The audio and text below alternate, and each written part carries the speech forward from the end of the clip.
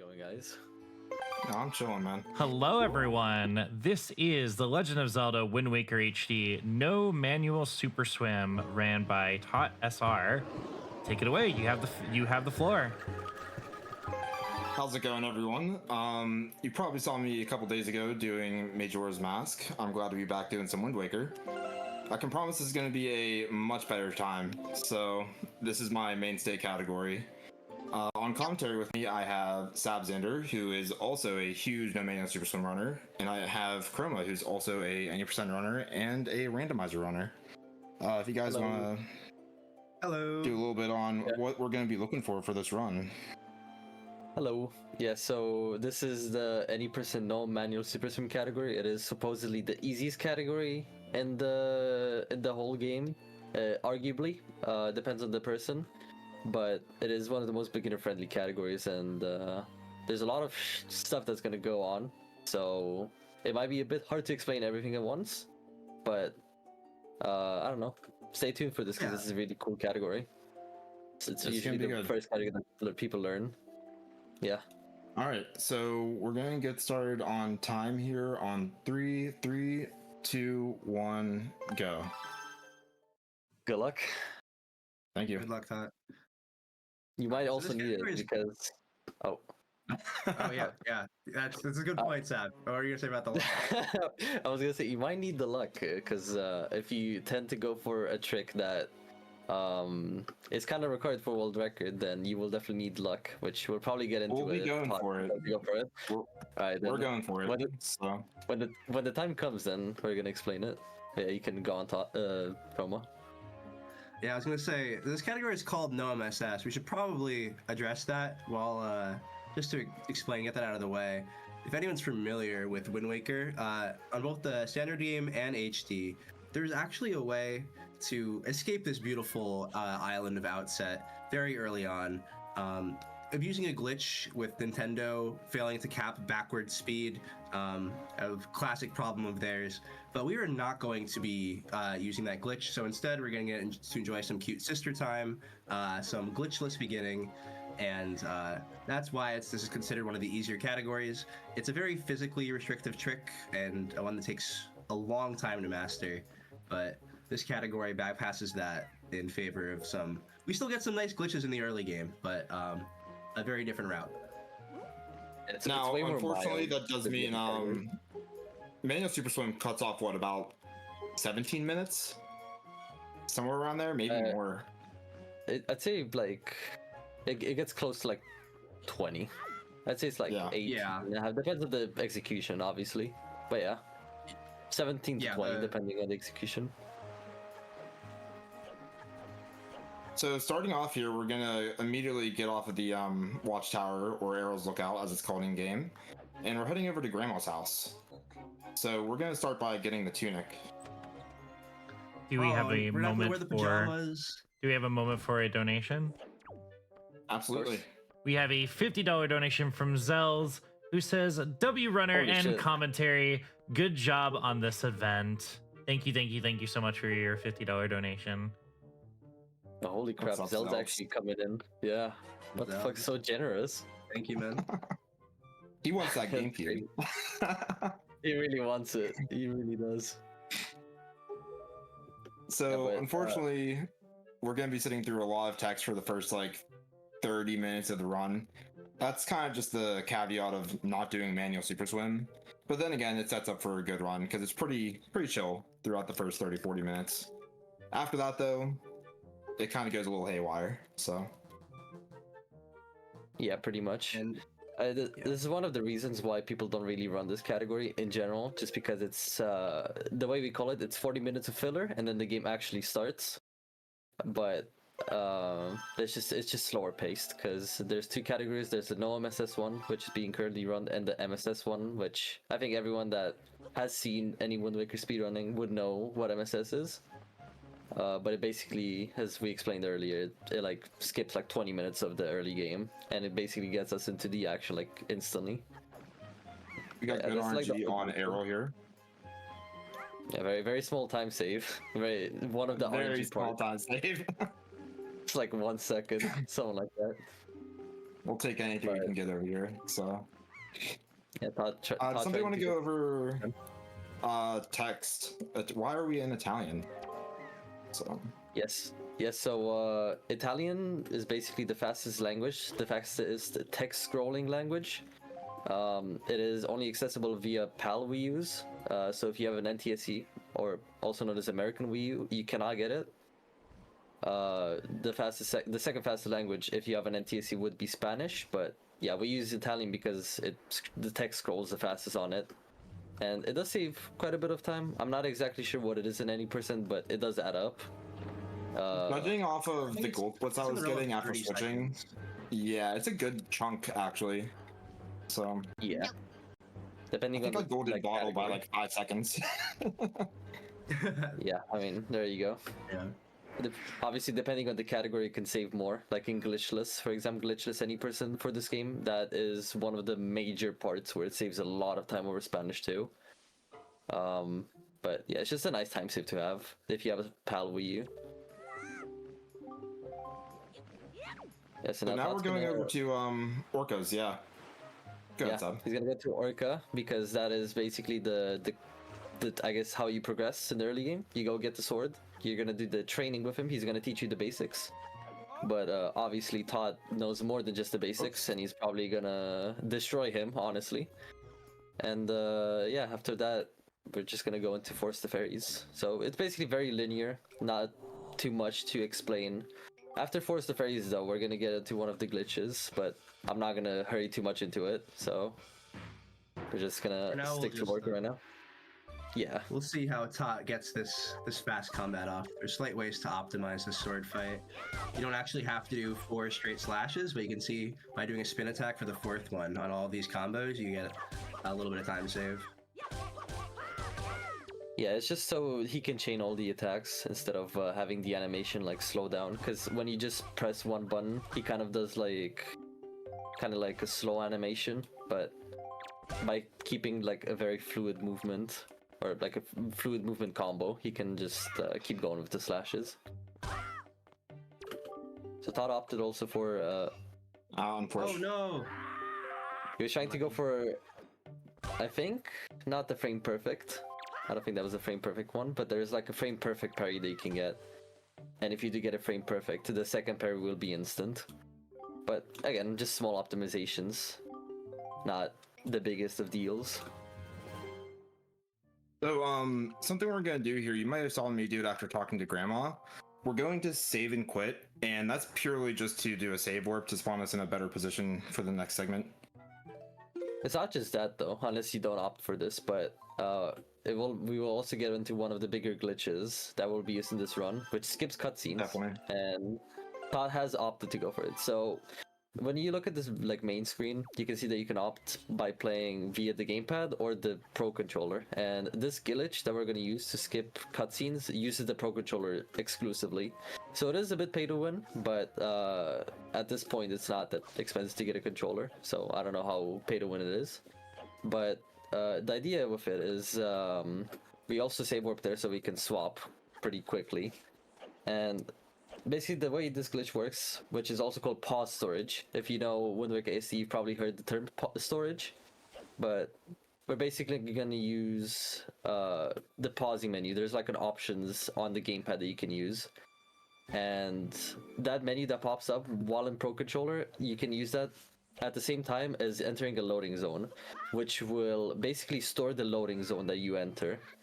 And while you're in that stored state, you can actually just store cutscenes and basically save quit out of them. That's the way it works, the simplest way explained. So after this Force the Fairies fight, which is basically a tutorial like boss fight, even if you even want to name it that, we will use that glitch, which either me or Chroma, if you want to, we'll get into it.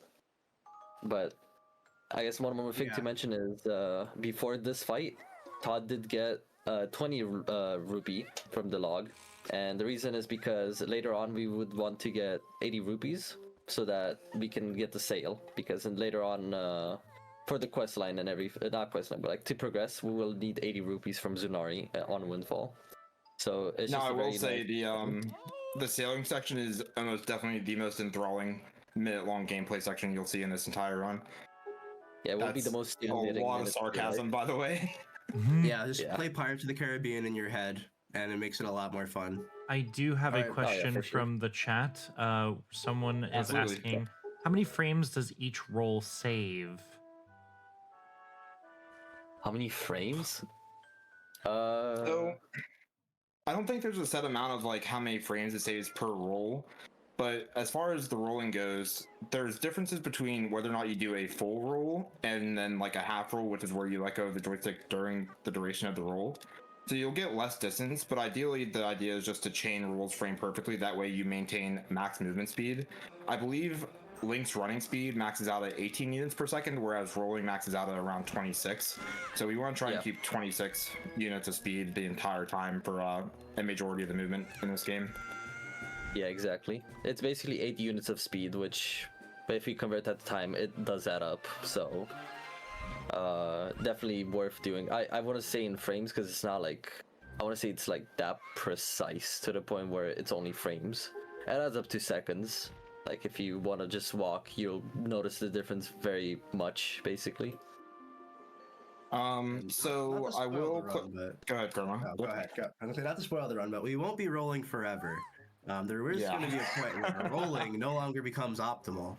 So we'll get there when we get there. But what are you gonna say, Tot? So as Savnander mentioned earlier, there is a trick called pause storage. Now, to clarify upon that even more, the first segment, which, by the way, Aki, this is the hi bye beetle that we were talking about earlier. So My favorite character. We're gonna be paying we're gonna be paying him a very brief visit on his little floating shop over there. But the pause storage is a blind movement technique for a majority of it. So I am gonna ask for a little bit of silence just to focus and listen to the game audio here in a minute. Yeah, so the idea is that while you're in this state, your menu is going to be covered, and that also includes the main, like the screen, the television that you have the game on. So what Todd's going to do is he's basically gonna store the cutscene, not store the cutscene, but like store the loading zone. He's going to be in that pause menu, and he's going to have to do blind movement, and he's going to only use visual cues, audio cues, not visual cues, completely the opposite. He's gonna use audio cues so that he can basically navigate towards where he has to go. And if you're wondering how he's gonna get pasturage, outside of the Grandma's house, there is the beetle shop which you can enter in. And very fortunately, there is a setup that you can do to get this pasturage because the pasturage is frame perfect. What we can do is we can do a setup where we roll and press the options on the gamepad, which will, after 1 second, open the options menu, and that syncs up perfectly with a roll, which will get you the cutscene, the pasturage. I mean, so all right, yeah, so the segment's coming up right here. Hi, Beetle. Hello. Try again.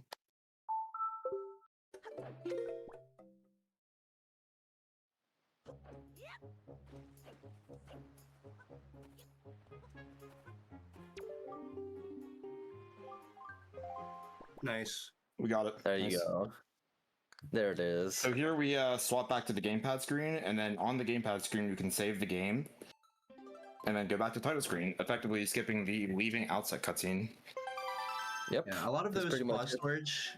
Yeah, a lot of the pause storage like movement has been really standardized. So if you're listening, you can hear Tot did 3 rolls and 4 side hops. So it's one of the easier setups. There's going to be a much more involved one later in the run. That's a much longer segment of blind movement, but a lot of these have been very standardized.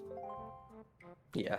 The hardest one is definitely the Deku Tree cutscene skip. So unfortunately, we will not be able to sing along with the Koroks at all. Yeah, unfortunately, but you know, maybe with an incentive or something. You know, maybe some people want to actually. I'm gonna be real. I'm kind of tired of Koroks. I don't want to see any. Gonna be real with you. Oh no. Well, we'll have one yell at us later in the run. That is true. Like, hey, Mr. Hero, come over here, and we're gonna say, no, I don't think so. So. Yeah, pretty much. Now, Also, some we of you- should go over there's quick text and slow text if that's what you were about to start describing. I was about to say that, yeah. Yeah, I was there you gonna go. go into more detail with Passerage too, but Yeah, go some for it. text boxes. So there's normal text boxes which you can just basically mash A and B for, I don't know, just to proceed with them. But some text boxes work slightly differently. If you hold B, you can instantly make them appear on the screen. Like the scroll doesn't really appear. It's for like a frame or so. Like that basically. It appears for a second, so you can just hold B. All the text appears on the screen, then you can press A. Oh, where are we Once going? again, I don't know, he's seeing something beyond the walls, but That's hacking the there's boat. not. Yeah, so much aggression, Jesus. But there's not much to instant text. It's just once again like another small time save that adds up with time. But what I wanted to say is what you saw there with Todd doing passerage, he basically did a strat that basically makes it as a safety net. So what he did there is on the gamepad, you can basically you have a home menu button, and what you can do is you can use that button to buffer inputs on the same frame. So what he did there is he buffered an A press while holding the options menu in the gamepad, and once he once he went out of the home menu and let go of everything, if he did it correctly, all the inputs would come out the same frame, and that is basically what he's gonna do for, I assume, every single passerage. You can do them frame perfectly too, but they're frame perfect. So I contemplated going for unbuffered right there, but seeing as it is a marathon run, I did not feel as though the like 3-second time save is worth it. So Yeah. No, yeah. I'm curious. Optimally, how much time does that pause storage save exactly? I'm not quite sure. But it's around how long would that 1 minute, right? cutscene be? Probably Like a little, minute, I think. close, yeah, close to a minute. Now there are It's like much bigger time 50 saves seconds or from pause so. storage. Oh yeah, for sure. It's like 50 seconds if you compare it to like a time and glitchless. But it's still a lot. Like a minute is a lot, but then again, when you compare it to other stuff in the run, it's not too much. So yeah. And I guess There are cutscenes down the road that can save like 3 or 4 minutes by skipping them. So yeah, exactly. I do want to ask you, Todd, did you try to set up for a fast light cycle? I wasn't paying attention. I did try and set up for fast light cycle, but I feel like I'm probably about a second off from getting it. So I see. Well, we're gonna see. We're still gonna go. yeah, that's fine. So Now to clarify, go ahead, son. yeah, go on. Yeah, you can go. Alright, so Yeah. the light cycles that you see going on here inside Forsaken Fortress, they actually do move around while you're still on the pirate ship before climbing up the ladder to talk to Tetra. So ideally, we have some pretty optimized movement to beat the light cycle to get these 2 red rupees that we're gonna go for here. Yeah. Now the idea is so we can get everything in cycle, so he doesn't have to wait for like one of the light cycles. But to quickly mention, Todd's also gonna skip the Gossip Stone to the right because we just don't really need it, and it's also just yeah, I was faster. way off. Yeah, Gonna it's get fine. that green rupee here. Unfortunately, not getting the fast light cycle, but it's not that much time lost. It's about 10 seconds, I think, or something. It's not too much, but this is one of the sections where movement gets a bit more interesting, I'd say. Just a little bit interesting. Todd's also going to do here a window jump, because who wants to go through like a few doors? Like, come on now, we're speedrunners. So Todd sets it up, gets like a jump there, and basically skips going through 2 doors, which, is very nice. There's a few ways to do that specific window jump there, but the way Todd opted is pretty much the most optimal way to do it. So, props to him. Also saying that he's in a marathon run. Still being ballsy with it. Yeah, if you miss that jump, gotta you be end a up in little the bit. water, and you are losing a lot of time. So Yeah, good job for hitting that sure. jump. And I guess to kind of explain now what you would do here casually. So to kind of progress through this fortress, if you go all the way to the top, there's like some lights that shine on the sidling parts. The thing is, you want to get to the top of the fortress, and to not have any issues, with the lights, you would want to get to remove that specific bokoblin because that bokoblin shines at the walls at the top that you want to sidle on. So that was the only bokoblin that we had to remove in order to be able to basically progress through the dungeon. That was a little close. That was a bit It was close. close, but you can see there, the moblins, normally if they catch you, they will throw you in jail and put you far back in the dungeon. Yeah, if you've done a casual playthrough, they probably ruined you. I know they ruined me as a kid, but you're actually able to just, if you time your rolls correctly, run right by them, and Nice. yeah, the second moblin, Yeah. you're also able, if he spots you, you're able to do the same thing and roll out of his range, but Tot was so fast he didn't even get spotted. Yeah, pretty much. It's a very nice quality of life change from SD because SD, basically the moment you get spotted, I think you have like 1 second of grace and then you basically get caught. Whereas for HD, you have to be within range. Either within range from the moblin or on like within 5 seconds you have to be, I think it was 5 seconds. You have to be out of his sight, else he's gonna catch you, even if you're like at 1 kilometer away or something. But yeah, just a very small quality of life change. Jesus Christ, I can't speak. Europeans feel like, anyways. Oh, unfortunate. Tot tried to grab the sword in midair there. You'd actually skip the little animation of Link holding his sword up and showing it to the camera. It saves about a second, but no big deal to miss. Yeah, it's not. Also, a big of a deal. the sidling along the walls, I'm doing a little rhythm-based trick to actually increase the sidle speed of Link. I'm kind of like flicking the left joystick to the side in like patterns of 3, and it basically keeps the animation like restarting over till you get max sidle speed the whole way across. Yeah. Once again, So another far, this is small thing. pretty solid. Yeah, this is quite a solid one. I'm gonna say, nothing really went wrong. I think this would still be within your standards. You know, the sub 110 pace that you wanted, we spoke of. So this should be completely fine. But yeah, once again, there's not too much. Again, this is just the early game, but as we noticed, we just try to optimize like every single second that we can, and just try to go as fast because once again, at a high level, every single like section adds up. Even early game, you can lose, and it's pretty common not to like diss anyone, but it's pretty common at like a high level, including myself, to lose like 30 seconds to like a minute if you're not paying attention to early game.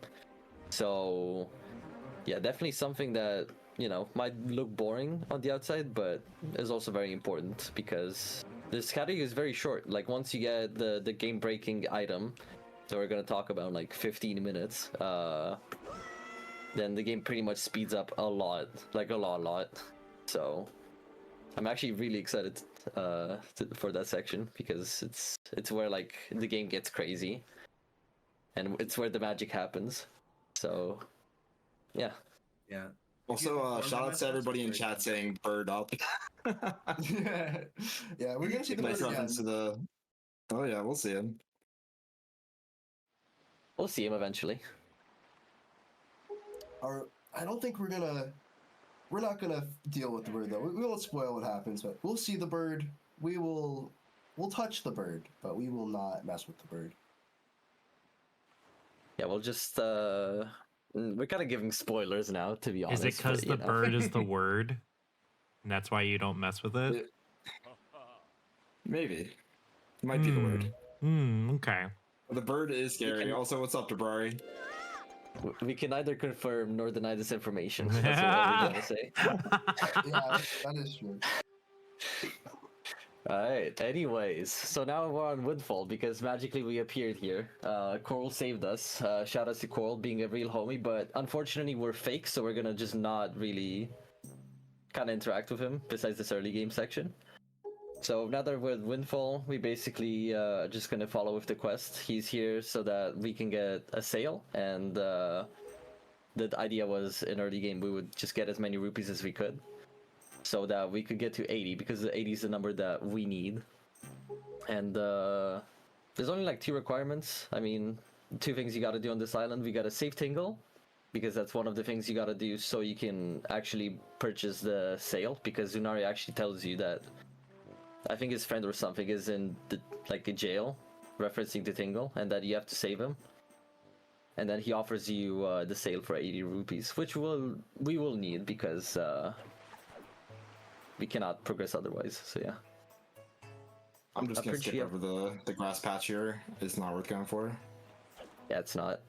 Grass patch is basically another like set of rupees they can get. It's RNG, but fortunately there's some guaranteed spots here of 5 rupees that Todd's probably gonna get on his way out as well. So yeah, he's gonna be very chill on rupees. Good RNG nonetheless. Yeah, we had I think actually 30 perfect rupees. RNG for rupees. So Yeah, having 30 rupees going to Windfall is like practically what you would want, because you can get very unlucky with the patches and Force the Fairies. So yeah, very set right now. Also for the enthusiastic people, you can vibe with Tingle. I usually like to kind of sing with him the Hop Top Kurimpa, but I completely missed it. So. Do we have a you moment? here have a dead service. Yeah, do go we for it. do we have a moment for a donation? I'm gonna try my best here. It is a $100 donation from Link. They say, Oh shit! "Hup, hut, hut, hut, Oh. hut." Heck, cancer is what they said. That's very wholesome. Thank you for the donation. Thank you, Link. Oh, Link's stacked. Oh my god. He has 75 rupees, but he's secretly hiding another wallet, I guess. Okay. Yeah, gave us the orange rupee donation. Wait, it is the orange rupee. Wait, you're right. That I thought is it was the purple true. one. Was that on purpose because I'm orange? That's really funny. I There didn't we think go. about that. We're going down the rabbit hole now. That is such a coincidence. Wow. I was not expecting that. I mean, only Chroma can answer that. I was not the one to say it, so. You know what? The orange rupee donation was great. Let's see if we can even get a silver rupee donation, though. Let's see Oh, what true. Yeah, ambitious. 200 rupee. see if- Yeah, why not? If anyone feels there's ballsy, any, maybe a extra tingle wallets out rupee. there? Oh my god. Oh, a tingle ruby? maybe- Oh, I don't know about Yeah, that. the one that's like, yeah, the rainbow one. Yeah. So Yeah. That's enough. sale pumping. Mm-hmm. So basically what we're doing here is there is a speed boost that the King of Red Line gets whenever you initially pull the sail. And you can kind of see it if you look at like the back end of the boat, but like it kind of propels forward just a little bit. So basically what we're doing just to maintain that max speed is constantly pulling the sail over and over again. So this is the easiest part of the game, but also unfortunately one of the longer segments. So That's fine. I'm sure everyone's enjoying it. Come on, we everybody's having a great gotta. time. Play Ruby game. Play Ruby game. Play Ruby game. Do it.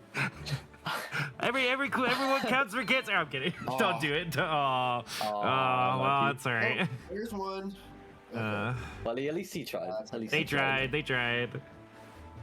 At least he tried. This is still Also- a lot of barrels. I don't know if I ever see this many. No, I have Going not down either. here. Yeah, that's a lot. You're right. Sometimes you can get like 20 rupees as well, which is just Mhm. crazy. It's RNG, but yeah. Also, regarding sail pumping, if you show it from a side tot, like if you show it, I don't know, from the left side or right side, you will see it even more clearly. Like you kind of see how it Link's boat It, like gets a small nudges boost every time. Yeah, ever so Yeah. slightly. Yeah. And I think it roughly saves like a second per quadrant. So we're basically going through 3 quadrants. Well, let's say like 2.5, because I like half of the DRI quadrant, which stands for Drag Roost Island. You get this exactly. So, yeah. How do I donate a report? What's up, Cat? Those are non-transactional. Oh no. Everything is appreciated. Hey, I mean, Yeah, if you absolutely. can somehow get it to us, then we'd appreciate it very much. No, a report is negative. We don't want that. Yeah, reports those like dark gray. They take your money. Yeah, So Oh no. and I you don't think we want that. and in Skyward Sword, Link makes like this really disgusted face. It's really funny. I've seen it actually, so I'm actually eager to see that eventually. Oh, Thing really? is, no.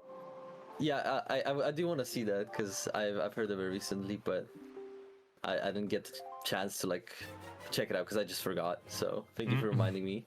But it's also I can't really check right now because we'll have to actually get into commentary here because it's about to get a bit more crazy in a second, and I don't know how to pace the commentary because we did kind of like hype up that there's gonna be a game-breaking item, which True. if anyone has, for the people that have seen Wind Waker HD speedruns, you know what I mean. But Is it the Wind it's the Waker? grappling hook. No, it's not the Wind Waker. So yeah, if Wind you've Waker seen SD SD maybe. speedruns, yeah, SD speedruns rely heavily on the Wind Waker with a glitch called dry storage, just using a Wind Waker dive, or many types of storage actually. Using the Wind Waker, you're able to basically store a cutscene state and use that for many glitches, and that's one of the glitches that was patched out of this game. So unfortunately, the Wind Waker is in an MSS run. First thing you'd do is come to Dragon Roost here, but unfortunately not for the Wind Waker. We want what's inside the dungeon. It's clearly the bottle. Yeah. I mean, the bottle is the literal best weapon. I mean, you can. Believe it or I thought it not, was delivery. unfortunately required. So Ah. the bottle is required. It is required, but I mean, you can't really make fun of it because you can actually parry the attacks from Phantom Ganon with the bottle. So don't talk smack about it. It's actually really useful if you don't have like a Master Sword. Debrari just said, "Oh, what about RBA?" No, we're not doing that. Debrari needs to come back to Wind Waker HD. Come on, Debrari. Wink, wink. Bribes. Wink, wink. We could do bribes. Hint. He did get into Wind Waker Randomizer recently, so it's fine. This is true. Yeah. It's part of it, so yeah. Big shout outs to the rando community. It's been doing amazing. So Mhm. Yeah, shout outs to Wind Waker HD Randomizer community. It's actually just awesome. The community is awesome. The randomizer is awesome. Like you have the best of both worlds. So it's Yeah, actually storage very is patched back in. Okay, the amount yeah. of times you use the word awesome, I was about to say you're starting to sound a little bit like Linkus for a second there. He uses that word a lot. HD Rando, there's a tournament going on right now as well. So Oh, if anyone- really? if you- Yeah. So if you keep an eye on the Zelda Speedruns channel, there's an SD tournament going on. There's the first ever Wind Waker HD Randomizer tournament is going on. Mhm. So matches are kind of infrequent, but just keep an eye out if you like Zelda speedruns. There's plenty of action to be found there. I mean, if you like randomizers and you like a chaotic randomizer, you know, chaotic, chaotic. If you like a chaotic randomizer, you can check out the HD randomizer. I would say so. Mhm. Yeah, it's pretty chaotic. Also, can we get a orb in the chat? Orb. Orb. That's as much as you get out of me, man. I don't think I can pull more than that. That's fair. Considering time We got zones and the everything. 6 We got like the 6 a.m. Sabzander over here. Yeah, shout outs to Europeans. It's 7:20 a.m. right now for me. You know. I just get had to yourself a wake up for this. coffee. Just wake up. I'm pretty awake. Oh, I'll get okay. up for this. Wake up. We're getting comfortable. I was thinking of the what do you call it? System of a Down. Yeah. I think it's don't wake up. Yeah, that's it. We have Chop a suey, that's a good song. Grab a brush and put a little makeup. we that have a song. $50 donation from Anonymous as well as a $10 donation from Mad Gent. Thank you so much for your donations. Thank you very much. By the way, we are almost at 14K. We are You're $20 absolutely killing away it. from 14K. You guys are Absolutely. killing it. We are, yes. Cancer, that You guys is. are absolutely Cancer. killing We're it. killing cancer. Yeah, I mean that's a good thing, you know. Oh yeah, Always a absolutely. good. It's always a good thing to do. But I mean, you know, maybe by the end of this, we could maybe reach the 15K. You know, if anyone's feeling generous, giving Oh, two that tingle would be rupees. amazing. It would be wonderful to see our initial goal tripled. That would be absolutely amazing. Oh yeah, for sure. Yeah, that would be very much appreciated. But I guess to get more into the game now. So Top basically just went for DRC like a normal casual, just a bit faster, and now He's now going to go into Dragoon's Cavern, which is the first and only dungeon we're gonna do in this run, because all we care about is the item that we get at the end of it. So, I'm not exactly One of sure if I the- want to talk about it yet. Go on. I think I will see it. Yeah, we'll have some time to build up to it, I think. We have Because we have a lot about of 8 or 9 minutes of dungeon as well. coming up here. Yeah. Yeah, it's honestly one of the more fun dungeons to do, glitchless. It's very challenging, I'd say. Once again, one of the sections that can save or lose a lot of time in a run that completes it like normally. Unlucky. Oh. That's really bad. Oh, that's fine. Messes up a few of the cycles, but that's okay. I'm surprised you didn't go for the statue skip. I should have, to be honest. It's fine. I lined it up a bit There's a- wrong. We're good though. Yeah, that's fine. It's not that big of a deal. There's a statue skip that you can do here using the sword. You can also do with the bomb, which we call wacky bomb boost, but that's why it's called wacky bomb boost, because it's a bit wacky. Not as wacky with a new setup recently found, but it saves a few seconds and can lose pretty much 20 if you fail it. So, you know, if you're feeling a bit courageous, you know, why not go for it? What is there to lose, you know? So DRC, if we could find a way to like skip this dungeon or complete it a lot faster, that would be like a major time save for this game. Yeah, it would actually crack the sub 1 hour barrier for NOMSS easily. So if this would be the biggest time save we could get right now when it comes to the whole route. So if you could like find anything for finishing DRC faster, it would actually be like game changing. But yeah, there's not Yeah, right too now. much that's gonna go on. It's just pretty much going for the dungeon as optimally as possible. So yeah. There's some task-only strats involving zombie hovers and boulders perfectly landing on every keys you need to spawn a heart and keep them away from you. That's not humanly viable, though. Maybe someday we'll find a zombie hover. setup. Unless And for those who don't know also what a zombie speaking about- hover is, Hey, go on. oh, go ahead. I was gonna say also just theorizing about FF1 zombie hover with pause storage or something to skip FF1 cutscene. You know, just saying. I mean, Oh, you a know, say. zombie hover with pause storage? I think it You are was a something like madman. that. I think it was theorized, so we could like skip the Maybe FF1 if- cutscene. Might have messed around with it just a little bit. Mayhaps just a little bit, yeah, Wow. just a little bit. Yeah, you can go on now. You wanted to say something? Terrible. I was gonna say right now we're just heading through the rest of DRC.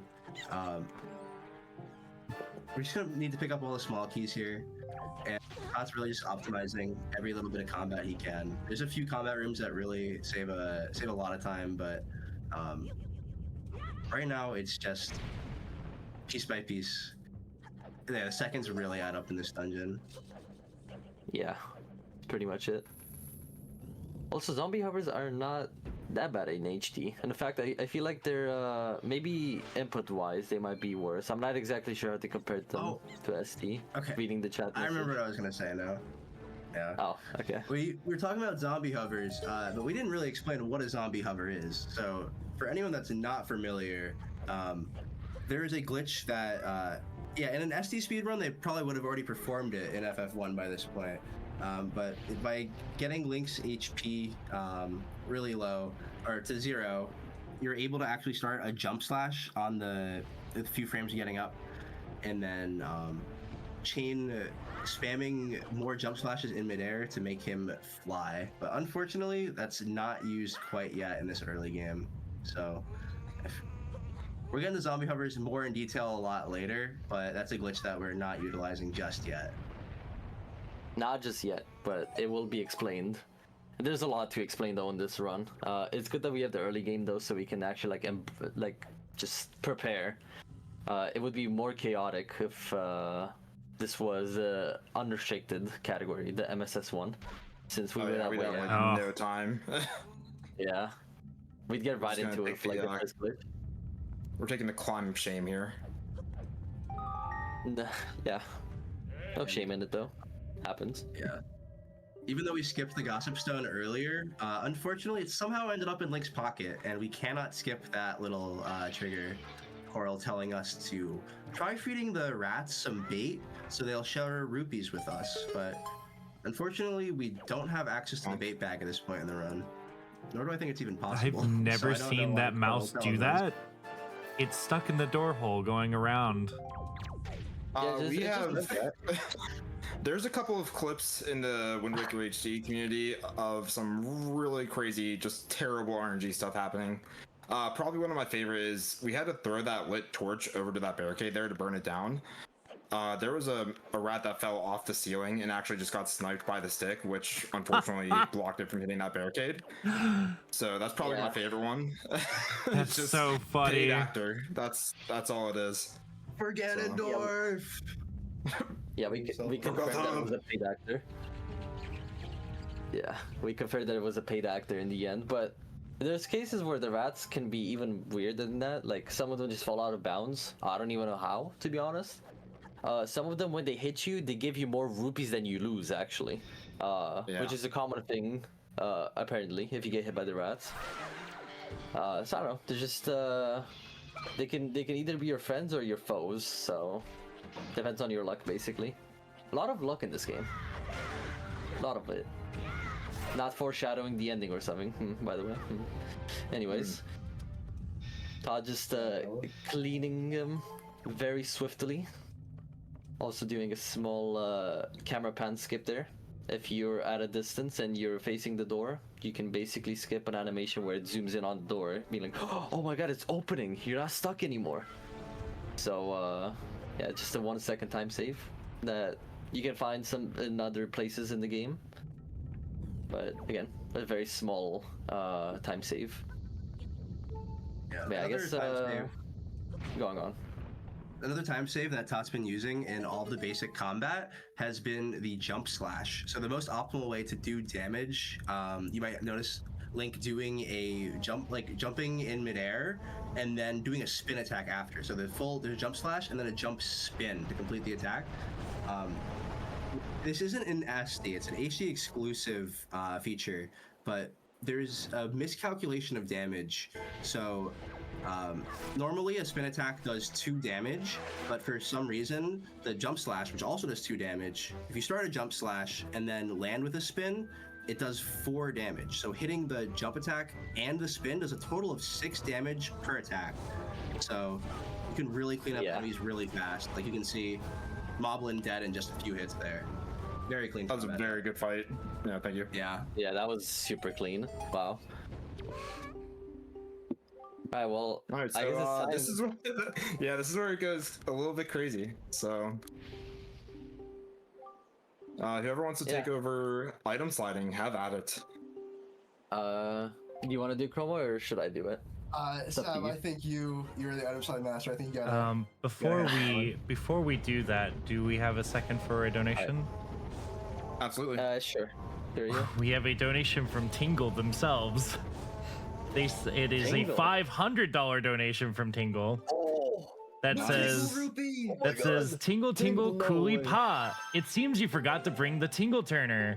Oh well, let's put this to save the animals. Wait, wrong event. Wait. Oh, that's the Thank wrong you, sir. event. That's Hey, I mean, good intentions still. I appreciate it. We thank Tingle. Bless, Thank you, Tingle, bless for saving Tingle, us. bless Tingle. Oh god, we gotta get into it now. Okay. Oh yeah. Sorry. No, it's fine. It's fine. All right. What is about to happen is gonna be crazy. Embrace it. Just embrace it. Don't run away from it. Just embrace it. This is the whole run from now on.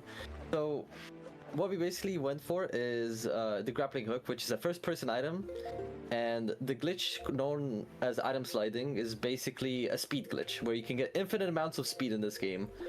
And the way it works, I'm gonna simplify it a lot so I can actually explain everything and compress it down.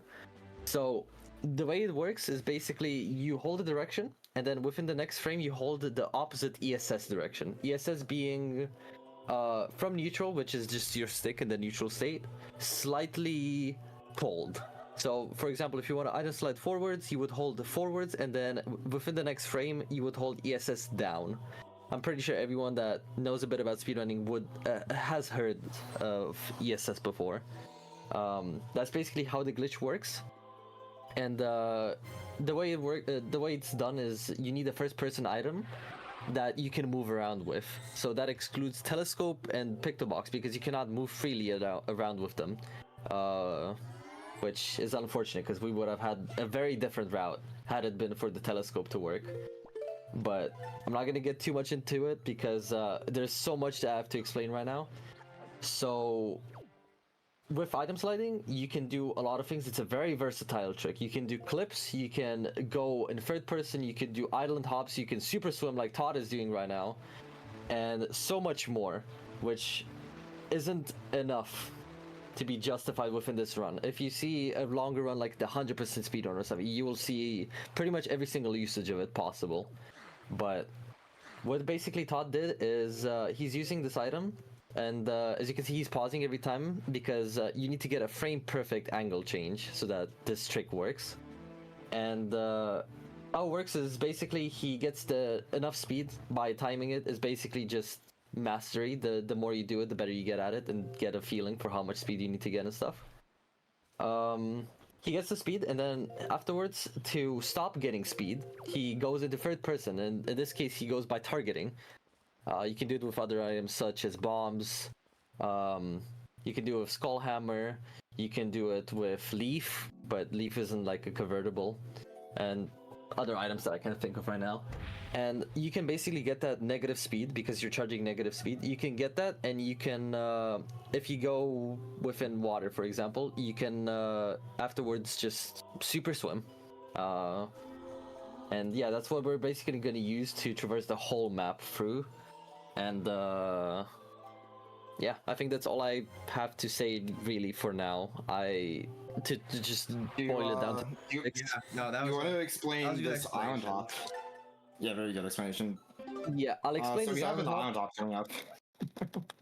hop. Should I explain it? See, go for it. We are just moving through this right now. We're flying. Yeah, so unfortunately Todd is a bit too good, so he's kind of not giving me any time to like explain anything, which is unfortunate. But what basically Todd is doing right now is he is island hopping. Wow. He's- Wow. So I'm trying. How do I explain this? So the way it works is Todd is basically setting up like an angle, and then he is item sliding into the tree. And at one point, the item sliding basically generates infinite amount of speed to the point where you can crash your game if you're not careful. Like if you item slide for 10 seconds straight, you can crash your game. But with this tree, you can with that tree that he clipped on, he at one point the tree just kind of, I don't know, he gets fed up with the amount of speed that Link has.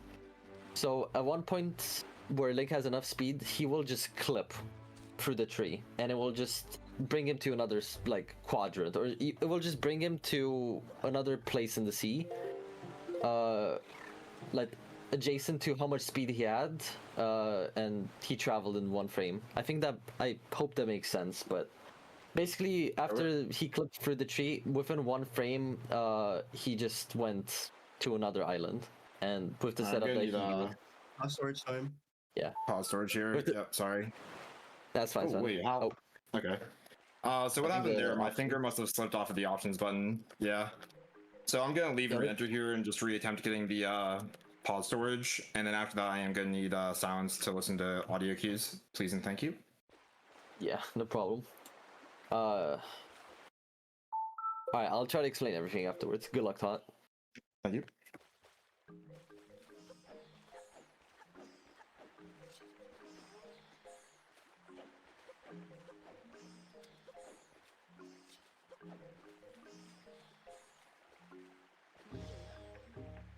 No.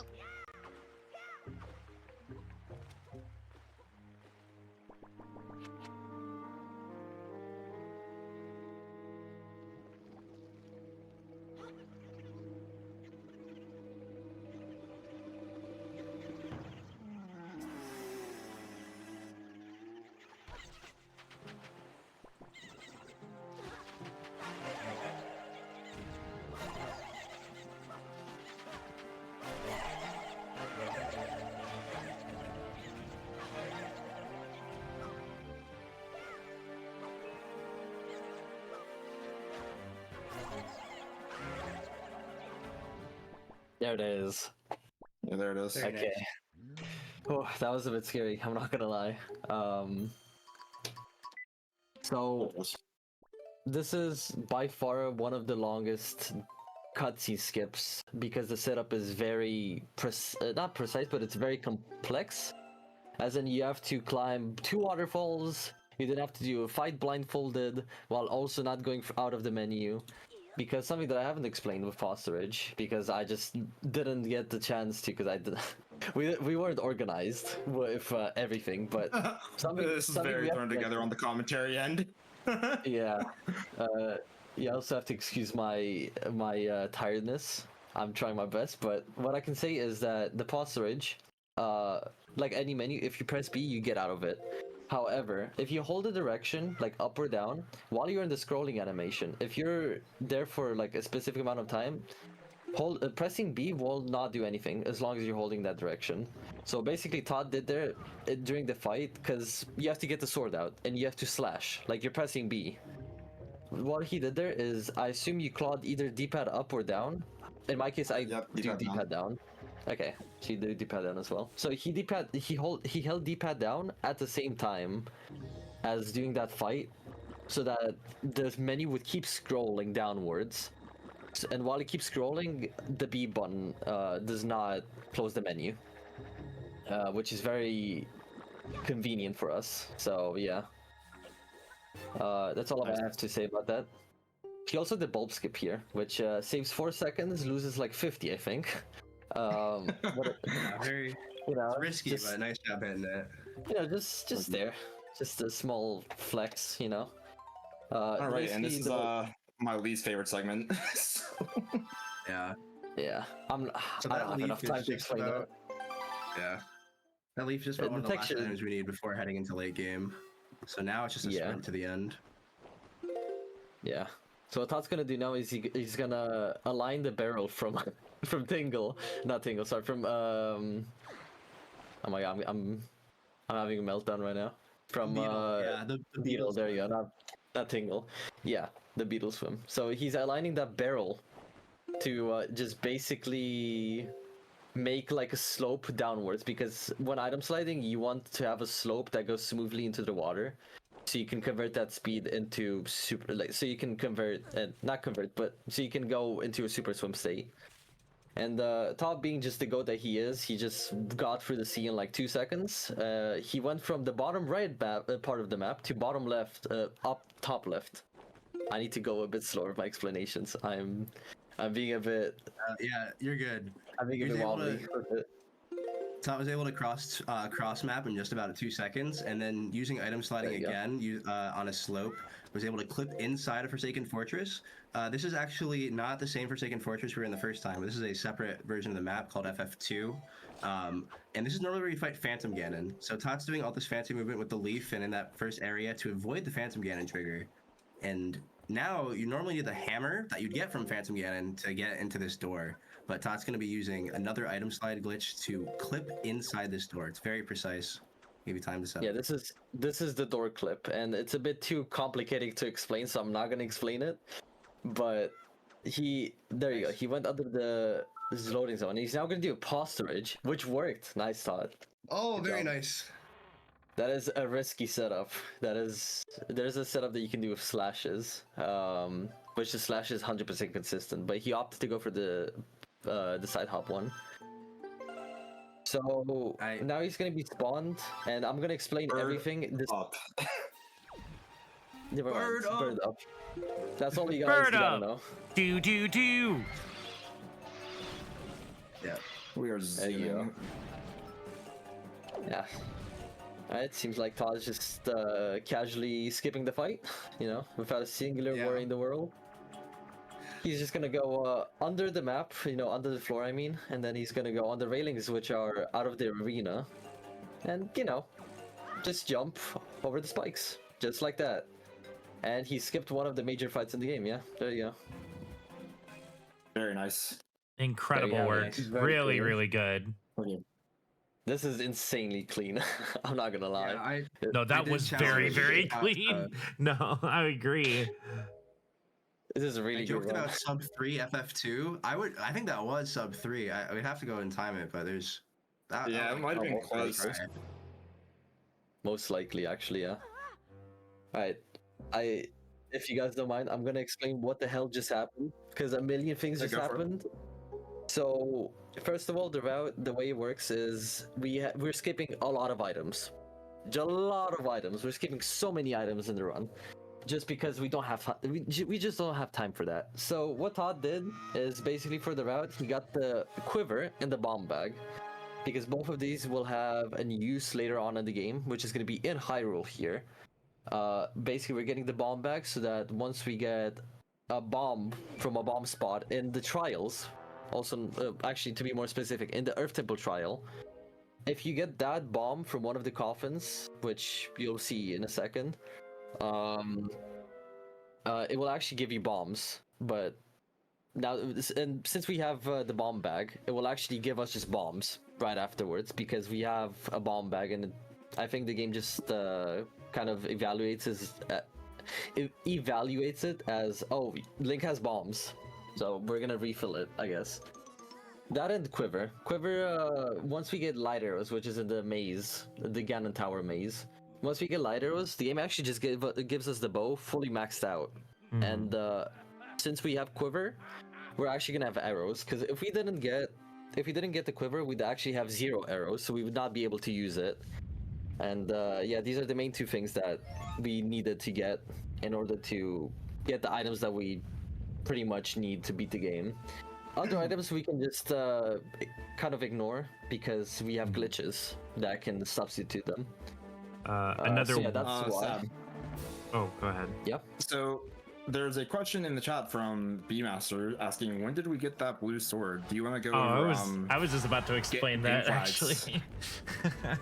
But go ahead, Sam. Yeah, sure. I'm not exactly sure if I remember how this works, but the thing is, the game pretty much sets us into a different animation set. I'm not exactly sure.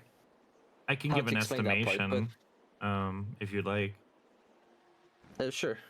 Yes. So I'm going to assume that the way that the cutscenes work is that they automatically assume that you've already done those dungeons towards the Master Sword, and so it just gives it to you because it's tied to that cutscene.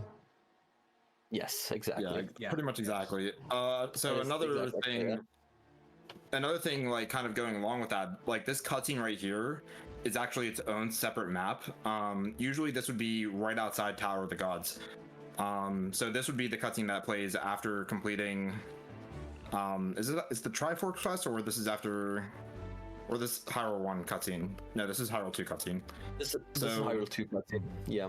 Yeah, so this would be after a majority of the game, going down to Hyrule for the second time, and usually Tower of the Gods would be, like, we'd be in the center of that huge circle that goes around that dungeon. So, Yeah, pretty much. but yeah, the game just assumes that we've completed everything up to that point, giving us the Master Sword. Yeah. And later in the run, you'll see the same thing happen with the Mirror Shield. We'll actually get that as well. Yeah, the fully charged Master Sword and the Mirror Shield. We're just gonna get them because the game assumes that if you get at that point, you just have to have them. So I guess the game, just to kind of prevent any glitches or something, it just gives you these items. So that it's kind of like a safety thing, I assume. But here we're yeah. coming up on the holy grail of Zelda speedrunning, in my opinion. Of Wind Waker HD, for sure. Yes, I remember when it happened because this individual was like, "I did it! I did it! I did it! I did barrier skip! Oh It my was God! it was the funniest thing I've ever seen." It was. This trick right here is harder than the actual barrier skip. I agree. Yeah. I actually agree. Yeah. So the first part of getting barrier skip, which I thought just got there, is canceling the knockback. Because the barrier actually has 2 parts. There's a little knockback barrier, and then the actual physical barrier that you need to clip through. So by pulling the Wind Waker on the same frame that you or the last frame you take damage, you're able to cancel that out. And now And the blinking there it illusion is. set up. We're through. Using Yeah, that item slide glitch, just charging speed into the wall, and then the frame perfect shield flick on the other side of the barrier. Todd's able to get a very, very precise angle, but The setups now are just so fast. He makes it look so easy. That And was the beautiful. barriers, yeah. Wow, really, really good job Yeah, there. that was amazing, honestly. Yeah, But I We're into agree. Ganon's castle. Yeah, it's And- the current berry skip setup is like so much easier than it used to be. It is actually just a joke because it's just one flick of a shield and the setup, Yeah. the angle set up. I think in SD But- it's just like like a perfectly timed jump slash with a like lineup of the seam. It's like actually crazy think now. so. Yeah. Yeah. Also, there are the bombs that I was talking about. He gets them and now he just has bombs Mhm. just out of nowhere. So he's gonna use that to his advantage because he's gonna now do he's gonna do the ledge roll clip. So what Todd's gonna do here is he's gonna do a ledge clip with a roll clip. Oh, hey, there you go. That was a bit Hey. close. Crouch it. So that roll clips in this game are frame perfect. So he just opted for a variant that was way harder than the normal one, I'd say. Not the Nice. gamer. Wow. Wow. Okay. Wow. Also, small time save there, but that's very risky too. Okay, Todd, you were just showing actually off put it now. That was the goal. I Oh always said my to, god. I always said to some of my buddies, if I ever do a marathon run, I'm just full sending it, because if I don't, I'm gonna regret it. So Fair enough. we're just going. Yeah, that's how it should be. Yeah, there's been a now lot we of are- series this round for sure. Um, Now we're getting happy his 1 hour, maze. and we made it to the Happy end. 1 hour. Happy This is 1 the hour. Phantom Ganon maze, where normally he spawns in every single room and you'd have to kill him, wait and see where his sword drops to point you through the maze, but it's actually not random, it's a set path, so speedrunners just have it memorized and they're able to breeze through items sliding to each door. And we're going to see one final little optimization here by pulling a bomb before going through this door. Skips the animation of Link looking back at the bars closing. Small Yeah. time save, but still significant. Oh no, unfortunate. Bottle That's fine. reflect? Wait? No. Not too Oh, late. definitely too late. not. Too late. Yeah, I'm not equipping that bottle. All right, Yeah, who wants so- to go over the glitch or the skip? Are you gonna do it? Your skip? I'm going for it. To I'm even going mention for it? Your skip? Alright, so one of the biggest things that have been found recently is a new way to skip Puppy Ganon, because Puppy Ganon is the second to last boss in this game. And your runner, yours truly, has found a skip for it, which is so easy. It still requires RNG, like the right RNG, but yours truly, Todd SR, has found a way to skip it, and it's just beautiful. It's just beautiful in every single aspect possible. The way... So the reason why we skip Puppy Ganon in the first place, because the fight just takes a lot of time. You can do it normally, but I think it saved like 2 minutes if you skipped it and got it first try. Yeah. If I'm not mistaken. Yeah. So it saves a lot of time. It's been a bit... It's been a bit like controversial when it came to this category because just a bit of It lore was about this initially category. banned. It was initially banned also just because we wanted to make this a beginner's like category. But yeah, I'm glad that it's being used honestly, because I personally would just want to see what potential there is to this category. But anyways, so what Todd's not gonna do is he's gonna clear every single enemy here, and he's gonna do another pause storage. Not much to this. He's just gonna actually I will explain this. He's basically gonna get he's gonna get a ledge grab here, and he's gonna go out of bounds with a side op here. There you go. That somehow the floor extends outside. It's kind of like a square. It's not actually an octagon or whatever shape this is. The whole arena up here is basically a square, so it actually extends a bit over the textures that you can see. Yeah, so now Todd's gonna set up a side hop pause ridge, Nice. which he did get, which is very good Nice. because that can lose a lot of time. And now he's going to go and do the main glitch that has actually brought a lot of hype to the community recently. Good luck. It's personally one of my favorite things to see. Yeah, best of luck because this Yeah, requires thank good RNG. What is this? Like 1 in 3? I think it was 1 in 1 in 3. 3. So, Yeah. Yeah. So It's like Todd has a double chance assuming you shoot both morphs. Yeah. Assuming he hits both morphs, it's a 33% chance. And the way this works is basically he's gonna go to the war pod, which is at the end of the room. And what he's gonna do is he's gonna basically just grab the ledge of it, and he's gonna use Puppy Cannon to as a force that will push him. And he's gonna do a ledge clip right as he gets pushed. Unfortunately.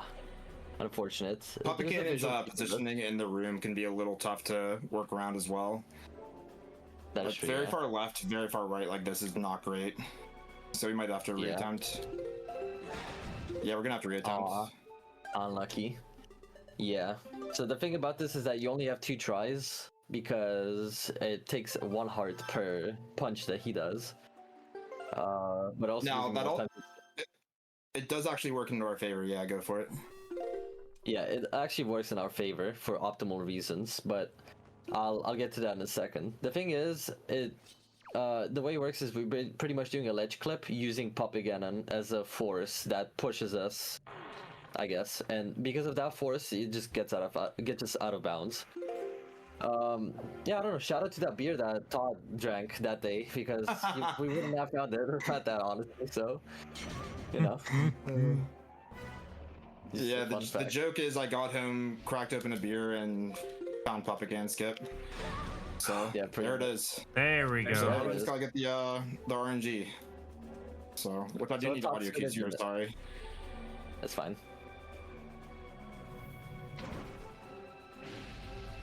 We got that one.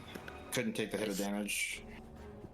So TLDR, we're going to corners of the arena, and we're just trying to set up a visual cue so that we can hit morphs at the top of the room.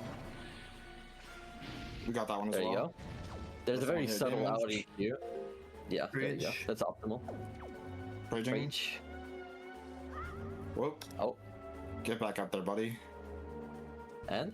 Unfortunate. Aww, unlucky. That's unfortunate. So, the way it works is morphs have a small chance, I think it's a 1 in 6, right? For them to, like, fully jump. So, there's like 2 animations to morphs when they get hit with a fire arrow, or like a normal arrow even. One of them doesn't go as far as the other, but we want the one that goes further. And the one that goes further is the RNG part that we're hoping for. And we can only do 2 morphs. For the people that know, there's actually 3 morphs on the platform. However, we cannot reach to the third one. We just don't have a good reach to it because the arena is quite small, even out of bounds. But what we're hoping for is the animation that gets the morphs as far as possible, because we were trying to get the flamed morphs to actually burn the lid pot at the top. And that's basically how we try and go and get up at the top of the thing. So yeah, it's basically how it works.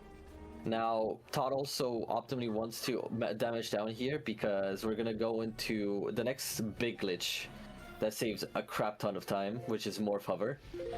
That does include zombie hover as well, but damage down is not necessarily a thing that we have to keep account. We can just use bombs or other ways to damage down. That did not hit. Can't hear if I'm hitting this, yeah. Yeah, that was not a hit. I was talking over you, so yeah. About Not to a hit. either. Yeah. Yeah, so it's very precise. It's a setup that actually takes quite a few tries if you don't do it right. There it is. That's a hit. Yeah. Yeah, so we're just hoping for the chance that the morphs actually go and latch onto the live warp. Nope, that didn't work. Alright, we'll give it another try or two. So Yeah, you have a lot of time. It's fine. Is it a good time to do some donations? yeah, that'd be cool. Sure. All right. We have a $10 donation from Pyro Hero Matt who says, "Heck that cancer." We have a $50 donation from Snipped Finter, and we have a $5 donation from Madgent. Thank you also so much for your donations. Thank you guys. Heck, cancer. Very true. Heck to cancer, indeed. But yeah, it's RNG. This is the main run killer in both the any percents. However, this is just so much tamer than the other version that used to be before this. which was just hell. It was arguably the If you've hardest seen it. glitch. If you've seen it, That you hit. know what I mean. Yeah, that hit. Okay. If you've seen it, then you know what I mean. But it is argued to be the hardest glitch in the whole 3D Zelda franchise, pretty much. So, you know. And Tot single-handedly obsoleted it. Yep, pretty much. Shout out to Todd once again. I hope to get this last one here.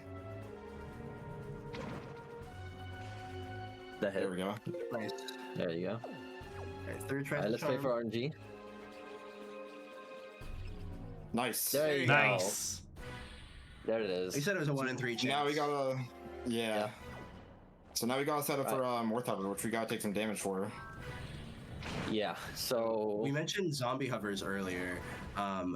We're going to be using the zombie hover glitch in combination with a very precise setup with the morphs in order to actually get to the final platform with Ganondorf, bypassing the hook shot that we normally use.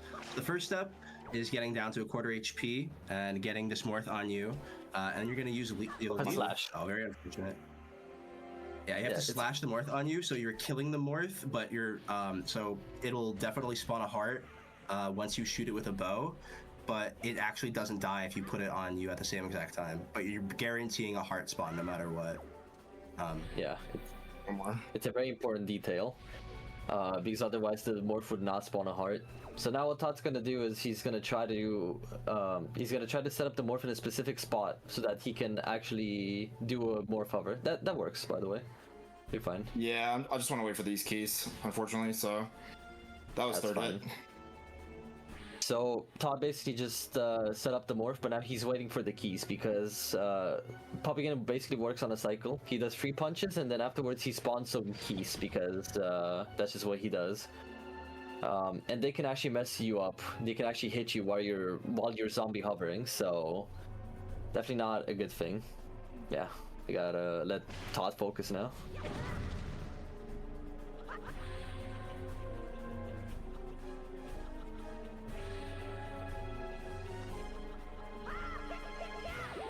Nice. There it is. Beautiful. Okay, nice. And now quickly he's doing a cutscene skip because that's the whole point of an early. We can do pause strategy. We can actually store the cutscene, which saves a lot of time. And the unfortunate part is that we will have to do the morph hover again. But when we compare the times from 1 hover to 2 hovers, 2 hovers saves so much more time. So the risk is worth it in the end. Do we have a couple minutes to do some donations? Yep, we're Yeah, sure. pretty much just gonna be doing the same thing. So. Alrighty, so we have a $100 donation from Pogbus Prime, followed up by a $50 donation from Senna the Red Joker. Thank you guys so much for your donations. Thanks for the Awesome. donations. That's awesome, yeah. Thanks to cancer. We're actually getting really close Agreed. to the goal. Also, Riri, thank you so much for the raid. Very much appreciated, guys. But one thing that I didn't mention to the zombie hover is how it works. Once again, Barebo's explanation. The way it works is when you die, you can input you can perform an input. There you go. You can perform an input within a few frames of Link standing up. And during that time, we can actually do a jump slash if you have the sword out. And the way we do that is by pressing A with target. And then once we're off the ground, during that, we can actually press B, since while you're midair, if you press B, you can actually perform a jump slash. So, since Link is dead, he's always just gonna fall because he doesn't have hearts. And the way it works is basically we're gonna spam B controlled, so that Link can get steadily upwards. He can get height, just unlimited height. And the only way we can get him out of this state is if he dies or he gets a heart. And that's the reason why we set up the morph, so that once we kill it, once we hover to the spot where we kill the morph, we can get the heart, and then we can just move on like nothing happened. So once again, Todd killing the keys and doing the exact same thing as before. Once again, he can... Actually, no. I can't explain in time. Alright, there you go.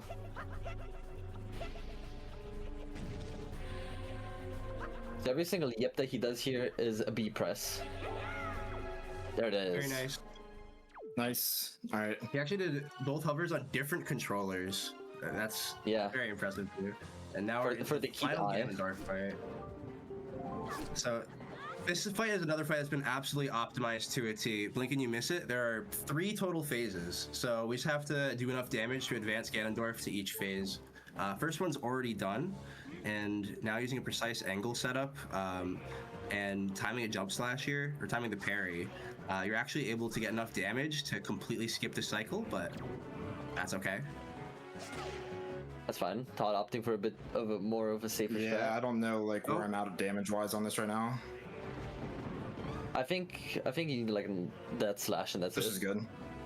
Yeah, Yeah. that's Yeah. good. There you go. Now we are coming up on time. As soon as the sword goes into Ganondorf's head, Oh wow, that was really quick. Now. Okay. And time. Time. Wow, That's a really for solid third round. try PG skip, that's that's really really good. good. That is a crazy run. Wow. That is.